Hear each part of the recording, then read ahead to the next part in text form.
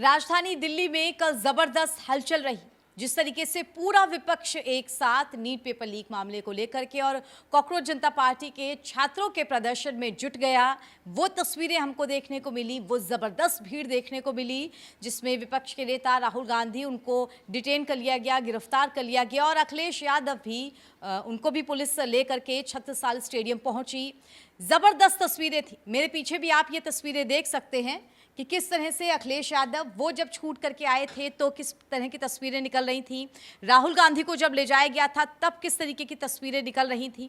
Monsoon सत्र का दूसरा दिन था और कॉकरोच जनता पार्टी या नीट प्रदर्शन को लेकर के जो छात्र शिक्षा प्रणाली से नाराज हैं, उनके प्रदर्शन को लेकर के कल देश भर में गहमा गहमी मची रही। राजधानी दिल्ली में ये जोरदार प्रदर्शन अलग अलग जगहों पर हो रहे थे। सबसे ज्यादा विपक्ष इन प्रदर्शनों में आगे था। संसद के बाहर भी प्रदर्शन हुए और उससे भी आगे बढ़ करके प्रधानमंत्री नरेंद्र मोदी के आवास पर कांग्रेस प्रदर्शन करने पहुंच गई। इसमें राहुल गांधी जो वहीं पर मौजूद रहे, वहीं पर लेटे रहे, पुलिस से उनको उठाने की कोशिश की। तस्वीरों में भी आप देख पाएंगे बहुत सारी तस्वीरें। ये वो तस्वीरें दिखा रहे हैं हम जब प्रियंका गांधी किस तरह से बस के बाहर वो लटकी हुई हैं, पुलिस उनको अंदर करने की कोशिश कर रही है और लटके लटके ही बस आगे बढ़ रही है। ये राहुल गांधी की वो तस्वीरें जो कल सबसे ज्यादा चर्चा में रही। वो जमीन पर लेटे हुए हैं और पुलिस वाले उनको उठाने की कोशिश कर रहे हैं। उन्हें चोट भी लग गई इस कोशिश में। तो क्या पूरा कल का माहौल रहा? आम आदमी पार्टी ने किस तरीके से आरोप लगाया कांग्रेस पार्टी पर? राजधानी लखनऊ तक इस प्रदर्शन का क्या असर पहुंचा और धर्मेंद्र प्रधान ने क्या कुछ नया ताजा कहा है इस प्रदर्शन को लेकर के? यही हमारा आज चर्चा का मुद्दा रहेगा। कल पूरे दिन भर की खबरें आपको नटशेल में हम सुनाएंगे। नमस्कार, बहुत स्वागत आपका कंटाप न्यूज में। आपके साथ मैं हूं ऐश्वर्या। हमारे सहयोगी अवनीश हमारे साथ जुड़े हुए हैं। उनके साथ हम कल का पूरा दिन कैसा बीता, कितनी गहमा गहमी रही, इसे लेकर के चर्चा करेंगे। अवनीश, जिस तरह से हमने कल की तस्वीरें देखी, विपक्ष इतना मुखर होकर के आगे आ रहा था, इतनी भीड़ लग रही थी, ऐसी तस्वीरें कम देखने को मिलती हैं। एक तो मॉनसून सत्र का दूसरा दिन था। सबसे बड़ा जो फायदा था विपक्ष का यही था कि तमाम देश भर के संसद मौजूद थे, सांसद मौजूद थे वहां पर। और दूसरा फायदा ये कि छात्रों का प्रदर्शन जोरदार तरीके से अपने पूरे उबाल पर था। राहुल गांधी की ये तस्वीरें कि वो ज़मीन पर लेटे हुए हैं, उनको पुलिस वाले उठा रहे हैं, वो नहीं जा रहे हैं। और अखिलेश यादव की वो तस्वीरें कि वो भी इस धरना प्रदर्शन में पीएम हाउस के बाहर बैठ गए हैं। ये दो तस्वीरें क्या कहती हैं? देखिए, अगर कल के प्रदर्शन की बात किया जाए, धरनों की बात किया जाए, तो सबसे ज़्यादा दो चीज़ों को लेकर चर्चाएं हो रही हैं। एक, राहुल गांधी को जिस तरीके से पुलिस कैप्चर करके ले गई, वहीं दूसरा अखिलेश यादव को। अखिलेश यादव के जाने के बाद उसका प्रभाव लखनऊ तक दिखाई दिया। लेकिन जिस तरीके से छात्र आंदोलन है, अब कहीं न कहीं छात्र आंदोलन से बड़ा राजनीतिक आंदोलन सा दिखाई देने लगा है, क्योंकि इसमें छात्र पीछे हो गए। जितनी भी तस्वीरें आ रही हैं, राजनेताओं की आ रही हैं, नेताओं की आ रही हैं, और उनके जो प्रोटेस्ट करने के स्टैंड हैं वो भी एक अलग तरीके का पॉलिटिकल एंगल से आ रहे हैं। और कहीं न कहीं अब इसे लेकर और भी दलों जो कि प्रोटेस्ट में शामिल है, कहीं आम आप के नेता अरविंद केजरीवाल का खुद कांग्रेस पर हमला हो, या जिस तरीके की स्थितियां बनी हैं। लेकिन कुल मिला कर कहा जाए, जिस तरीके से कल प्रधानमंत्री आवास के बाहर राहुल गांधी धरने पर बैठे और धरने पर बैठने के बाद पूरी मीडिया वहां पर नजर आई और देखा गया जिस तरीके से राहुल गांधी को वहां से अरेस्ट किया गया। उसके बाद उनको ले गए, थाने पे पहुंचे। बाद में सोनिया गांधी को भी वहां पर देखने को मिला, ऐसा कहा जा रहा है। और कहा क्या जा रहा है, देखा जाए तो सक्रिय राजनीति से सोनिया गांधी धीरे धीरे दूर होती नजर आ रही हैं। लेकिन जैसे ही उनको इस बात की सूचना मिली कि राहुल गांधी को अरेस्ट किया गया है, सारी चीज़ें चल रही हैं, तो वह भी खुद थाने तक पहुंची और वहां पर गई। और इस छात्र आंदोलन का जो विरोध है, यानी जिस तरीके से अब तक माना जा रहा था कि जंतर मंतर तक रहेगा, उसके बाद सोनम वांगचुक को किसी तरीके से सरकार मना ले जाएगी और ये आंदोलन समाप्त हो जाएगा। लेकिन अब ये आंदोलन जिस तरीके से आगे बढ़ना शुरू हुआ है और उसका प्रभाव अब देशव्यापी समझ में आ रहा है, क्योंकि अब तक सिर्फ जंतर मंतर, दिल्ली और लोकसभा तक, संसद भवन तक सिर्फ इसका प्रभाव देखने को मिल रहा था। लेकिन अभी कल रात में लखनऊ में भी इसका प्रभाव देखने को मिला और जितने भी राजनीतिक दल हैं अब इस धरने को लेकर सक्रिय होते जा रहे हैं। खासकर कांग्रेस पार्टी की बात किया जाए, समाजवादी पार्टी की बात किया जाए या आम आदमी पार्टी की बात किया जाए, आम आदमी पार्टी की तरफ से दिल्ली में जिस तरीके से कांग्रेस पार्टी प्रोटेस्ट कर रही है, उसी तरीके से अरविंद केजरीवाल, संजय सिंह और आतिशी सहित जितने भी बड़े नेता हैं सब लोग एक्टिव हो चुके हैं। अब ये देखना है कि सरकार इस पूरे धरने प्रदर्शन पर कितने बैकफुट पे आती है। बहरहाल में अभी तक सरकार की तरफ से कोई ऐसा स्टैंड देखने को नहीं मिला है, सरकार की तरफ से कोई ऐसा बयान सामने नहीं आया जिससे महसूस किया जाए कि अभी सरकार इसको लेकर बैकफुट पे है। लेकिन एक सबसे बड़ा सवाल इसी बीच में उठ रहा है कि जो प्रधानमंत्री का आवास, जहां पर सुरक्षा व्यवस्था इतनी चाक चौबंद होती है, जिस तरीके से वहाँ की सारी परिस्थितियाँ ऐसी होती हैं कि वहाँ पे कोई बिना परमिशन के प्रोटेस्ट नहीं करता, सारी चीज़ें नहीं बिल्कुल, वहां पे कैसे प्रोटेस्ट हुआ ये बिल्कुल, लेकिन ये तस्वीरें हम आपको पहले दिखा दें अपने दर्शकों को। देखिए, राहुल गांधी छत्रसाल स्टेडियम जब उनको ले जाया गया था, वहीं से बैठ के उन्होंने ये वीडियो बनाया था। और छत्रसाल स्टेडियम ले जाते समय ही ये अखिलेश यादव की तस्वीरें हैं। वैन में बैठ करके वो जा रहे थे, उस बस के ऊपर जिसमें उनको डिटेन करके ले जाया जा रहा था, उस बस के ऊपर समाजवादी पार्टी के कार्यकर्ता पहुंच गए थे, जबरदस्त हल्ला बोल किया था। ये वो तस्वीरें हैं जब उन्होंने पानी पिया, उनको रिहा कर दिया गया, छोड़ दिया गया और जोरदार नारे लग रहे थे। ये प्रियंका गांधी नीचे बैठी हैं, ये राहुल गांधी भी साथ में मौजूद थे। ये पीएम आवास के बाहर की तस्वीरें। दो यहाँ पे बड़े सवाल खड़े हुए, जैसा कि आपने बताया। एक तो सोनिया गांधी मंदिर मार्ग थाना पहुंची, उन्होंने जाकर के हालचाल जाना, इतने बुजुर्ग होने के बावजूद वो निकल करके बाहर आई, ये एक बड़ी तस्वीर दिखी हमको। दूसरी तस्वीर ये कि प्रियंका गांधी भी बस के बाहर लटकी हुई दिखी।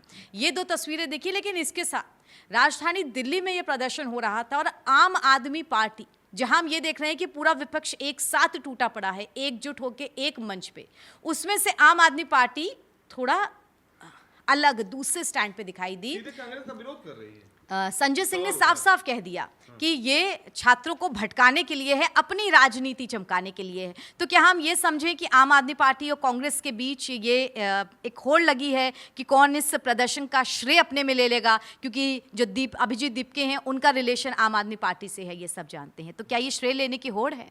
बिल्कुल, आपने सही कहा। जिस तरीके से प्रोटेस्ट चल रहा था, अब तक सीजेपी था, उसके बाद इसमें छात्र के समर्थन में राजनीतिक दल आए और उसके बाद सोनम वांगचुक को हॉस्पिटल भेजा गया। अब मेदांता में उनको एडमिट करा दिया गया है, और वो भी हाई कोर्ट के डिसीजन के बाद, क्योंकि उनकी स्थिति में जिस तरीके से, ताकि कोई खराबी ना आए, उनकी तबीयत ज़्यादा खराब ना हो, इसको लेकर।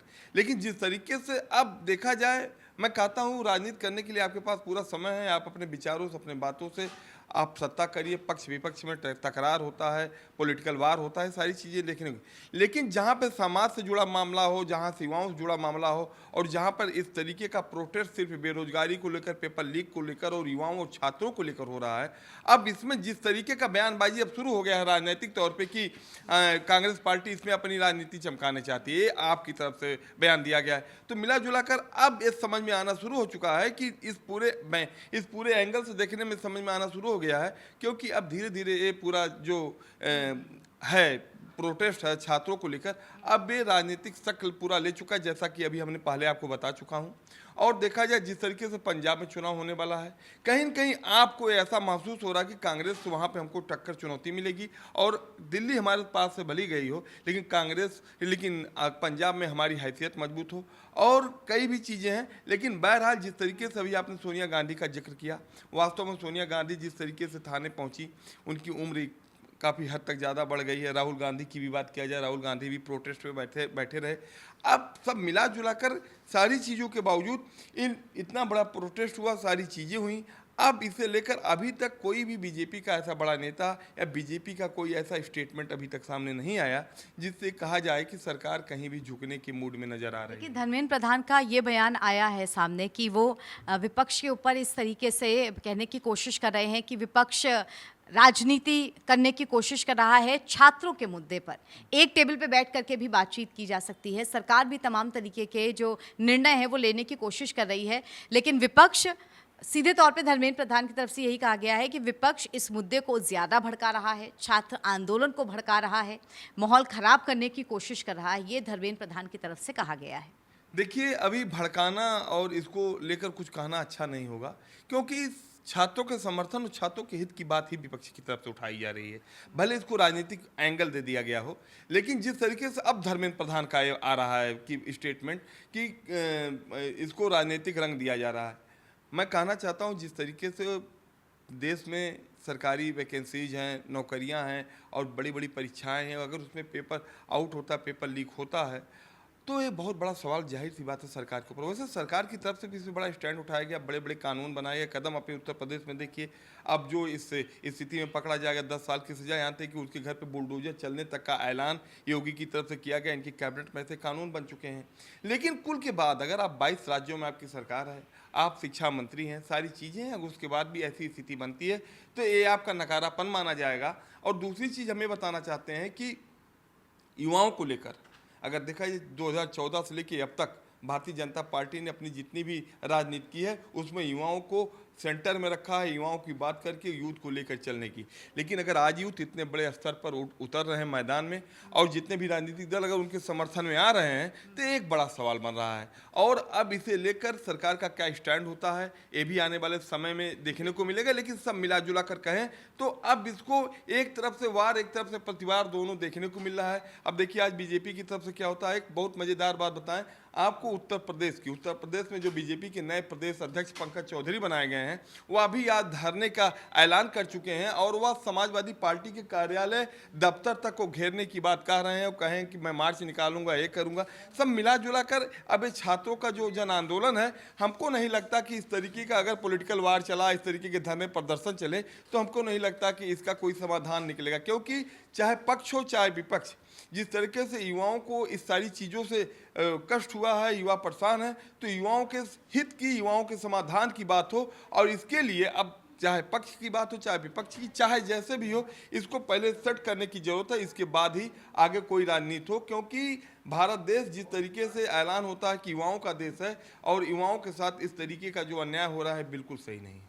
बिल्कुल। और यहाँ पे हम अपने दर्शकों को ये भी बात पहुँचा दें कि सीजेपी की तरफ से जो प्रोटेस्ट हो रहा था जिसमें अखिलेश यादव को गिरफ्तार किया गया, उसकी बहुत हद तक आंच राजधानी लखनऊ में भी देखने को मिली। समाजवादी पार्टी की तरफ से जोरदार प्रदर्शन किया गया। यहाँ हजरतगंज थाने, हजरतगंज पूरी जगह पे जो मेन चौराहा है उसके आसपास बहुत बड़े स्तर पर समाजवादी पार्टी के कार्यकर्ता पहुंचे थे और उन्होंने अपना प्रदर्शन जारी रखा था।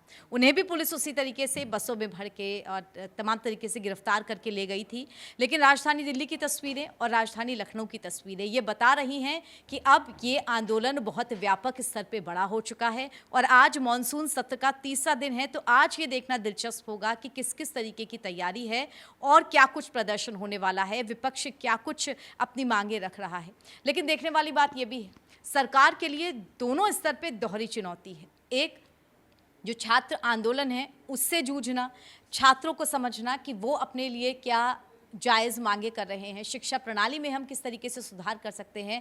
और दूसरा सबसे बड़ा चैलेंज होगा कि विपक्ष इस मुद्दे को पूरी तरीके से जो भुनाने की कोशिश कर रहा है उस पर क्या स्टैंड लिया जाए। फिलहाल देखना दिलचस्प होगा। मॉनसून सत्र 13 अगस्त तक चलने वाला है, काफ़ी लंबा समय है, अभी काफ़ी बैठकें होनी हैं। क्या नतीजे निकल करके आते हैं, ये क्या और तस्वीरें निकल के आती हैं, उनकी पूरी एनालिसिस हम आपके सामने रखेंगे। फिलहाल ये एक्सप्लेनर आपको कैसा लगा हमें कमेंट करके ज़रूर बताइएगा और देश दुनिया की तमाम खबरों के लिए कंटाप न्यूज़ के साथ जुड़े रहिए। धन्यवाद।